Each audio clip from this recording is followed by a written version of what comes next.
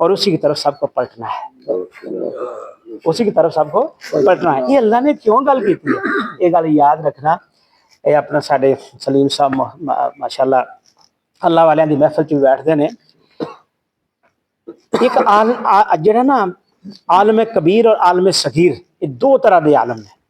आलम कबीर है कायनाती निज़ाम जिहड़ा तुहाडे सामने अखां नाल तुसीं उहदा मुशाहदा करदे जे। सूरज का निकलना, रात नूं चंद दा निकलना, इहदा गरूब होना, सितारियां दा, आसमान दा, तुसीं आ सारा हवा दा, फिर तुसीं आ पहाड़ां नूं देखदे जे, ए ज़मीनां दे अंदरों सीना चीर के बाहर पौधियां दा निकलना देखदे जे, रंग बिरंगे फलां दा मुशाहदा करदे जे। ये सारा की है आलम कबीर, जिन्हों इंसान जायजा लैके उसका मुशाहदा करके ते अल्लाह रब्बुल इज़्ज़त की कुदरत दे उत्ते कहंदा कि कोई तो है जो निज़ाम हस्ती चला रहा है। ये कहंदे है कि नहीं कहंदे, ये सारा निज़ाम चलता पिया है। सितारियां दा झुरमट एक पचीदा या निज़ाम सितारियां दा, ये की है? ये सारियां चीज़ां नूं वेख के इंसान नूं याद फिर आंदा है कि ओहो ये तो कोई ऐसी कुदरत है जिहड़ी इहनूं चला रही है। ये आलम कबीर है, ये कायनात दा जिहड़ा निज़ाम है। गैलेक्सियां असीं पिछे पढ़ के आए कुरान दे अंदर ही कि पता नहीं किन्ने जहान ने, जहाना दा मालिक है।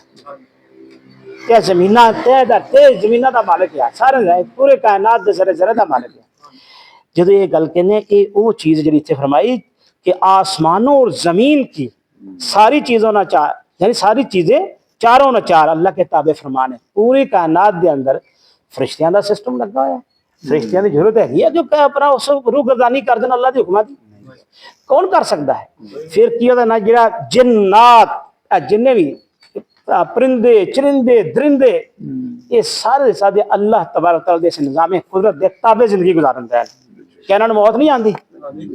इन्हें फना भी होना है, इसलिए इस तो रूहगर्दानी नहीं कर सकते। दूसरा आलम सगीर है, ये बंदिया अगर तू इन्हां चीज़ां नूं वेख के ते नहीं ये समझदा कि अल्लाह ऐसी कुदरत रखता है कि जिहदे को तुसीं वापस लौट के जाना है, अगली गल आई तो फिर इस कर अपने अंदर झाती मार के वेख लै, अपने नफ्स नूं पढ़, अपने नफ्स के अंदर जरा ना उन्होंने झाती मार के वेख ते तेनों महसूस हो जाएगा कि यह जो तेरे अंदर निज़ाम चलन दिया है, अंदरूनी निज़ाम जो चलन दिया भी कायनात रखता है।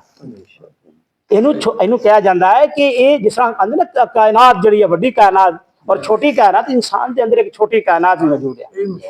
जरा गौर तो करे कि एक खून का समंदर है, डॉक्टर साहब बैठे ने ते तुसीं देखो वेना के जरिए एक पूरा खून का दरिया बह रहा है, तो देखते जे कि पूरा दरिया चलन दिया और ऐसा चलन दिया है कि ये निज़ाम इंसान सोच के तो वैसे ही उन्हें समझ नहीं आती कि अल्लाह की कौन है जिहड़ा ये करता पिया। फिर वो इहो गल कहंदा कोई तो है जिहड़ा निज़ाम चला दिया।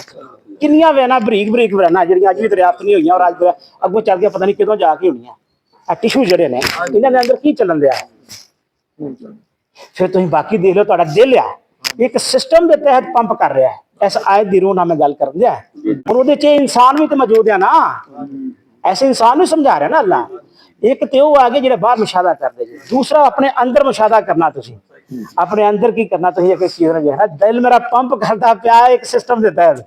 भाई साहब वो दिल का जो सिस्टम है वो क्या इंसान बना सकता है? ये सिस्टम अज जो बलाकी आ जाती है तो इंस्टेंट पा दें, वो आखिर चलो यार थोड़ी थोड़ी रवानगी वास्ते वक्ती तौर पर हो जाए, लेकिन अल्लाह ताला का जो निज़ाम है इसका पंप करना, गुरदे का फिल्ट्रेशन का निज़ाम है, होर जिहड़ियां चीज़ां च लगियां हुई एक तो डॉक्टर साहब ज़्यादा बेहतर तरीके नाल सानूं समझा सकते हैं। लेकिन ये कायनात जिहड़ी साडे अंदर वसदी आ उत्ते कभी गौर कीता? आड़ा दिमाग आ जिस तरह सितारियां दा आसमान के अंदर सितारियां दा ना पचीदा जिहा निज़ाम, इस तरह के एक भी निज़ाम एक लगा होया। तुसीं जरा देखो ना इहदियां जिहड़ियां चलदियां ने वेना जियां, उन्होंने नहीं समझ सकता इंसान ये की है। तो फिर थोड़ा गौर तो करे कोई तो है जिन्हें सारा सिस्टम लाया है। यही अल्लाह कहता कि ये भी मेरे ताबे जिंदगी गुजारन दिया, ये भी मेरे ताबे सिस्टम के ताबे ने, ये सारिया चीज़ां मेरे सिस्टम के ताबे। तुम मनो या ना मनो, यह जो इंसान है तू कुफर कर, तू शिरक कर, मैनू तू तस्लीम ही ना कर, मैनू खुदा मान ही ना, भी तेरे दिमाग ने काम करना, भी तेरी अखा ने काम करना, भी तेरे दिल ने पंप करना है। इंसान तू वेखता भी अपने अंदर भी झट नहीं मार के वेखता, बाहर तेन कोई शायद नजर नहीं आई तो तू अपने अंदर ही वेख ला। जो इस निज़ाम में बंदा वेखता ना जो निज़ाम जो अपने अंदर, तो फिर तो उन्हें शर्म आ जानी चाहिए कोई तो है जो चला रहा है। यही अल्लाह कहता है चारों नचार ये मेरे ताबे फरमान है, ये सारे ਉਹਦੇ ਤਾਬੇ ਉਹਦੇ ਹੁਕਮਾਂ ਦੇ ਮੁਤਾਬਿਕ ਚੱਲਣ ਦਿਆ ਨਾ। ਇਹ ਸਾਹ ਨੇ ਜਦੋਂ ਬੰਦ ਹੋਣਾ ਤੇ ਉਹ ਕੀ ਕਹਿੰਦੇ ਨੇ? ਅੱਛਾ ਯਾਰ ਅੱਲਾ ਦੀ ਮਰਜ਼ੀ। ਕੀ ਕਹਿੰਦੇ ਅਸੀਂ ਜਾ ਕੇ ਜਦੋਂ ਕਿਸੇ ਦੇ ਘਰ ਜਾਂਦੇ ਆ ਅੱਲਾ ਦਾ ਹੁਕਮ ਅੱਲਾ ਦੀ ਰਜ਼ਾ ਇਹੀ ਤਸਲੀਮ ਕਰ ਜਾਂਦੇ ਆ ਕਿ ਅੱਲਾ ਨੇ ਸਾਹ ਬੰਦ ਕਰ ਦਿੱਤਾ ਹੈ। ਇਹ ਪੰਪ ਜਿਹੜਾ ਕਰਦਾ ਪਿਆ ਸੀ ਇਹ ਬੰਦ ਹੋ ਗਿਆ।